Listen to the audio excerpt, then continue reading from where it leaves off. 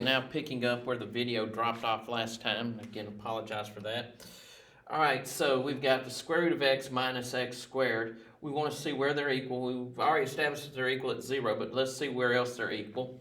So we'll square both sides here. So we get x to the fourth equals x.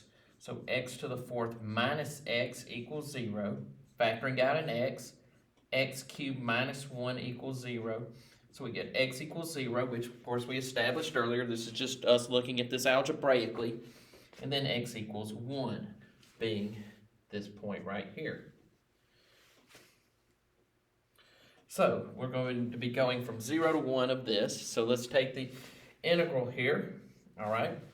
So this is x to the 1/2, so it would be 2/3 x to the 3/2 minus x cubed over 3 from 0 to 1. All right, plugging in 1 here, we would get 2/3 times 1 minus 1/3 times 1. And we get as the solution 1/3. So the area of this region right here is approximately 1/3. Now that should make sense. Seems as how they would intersect at the point 1, 1. So you've got this square here. So that square would have an area of 1. So this would be about 1/3 of that region. So that, well, not about, it is 1/3 of that region. So now let's go on to look at a different problem.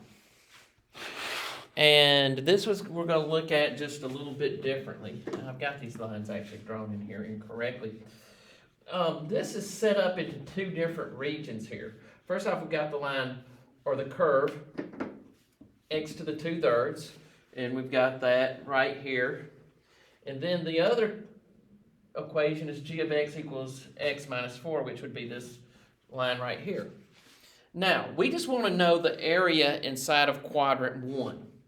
So the area inside of quadrant 1, what we're going to do is we're going to look at breaking this up into two regions. One of those regions is we're going to take these, again, you got these infinite heights here when you think back to what we did with the summations earlier.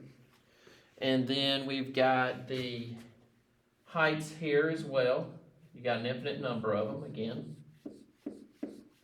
And that is our region. But let me put that in a different color so y'all wouldn't believe that I made it, would you? Okay, so this would be here.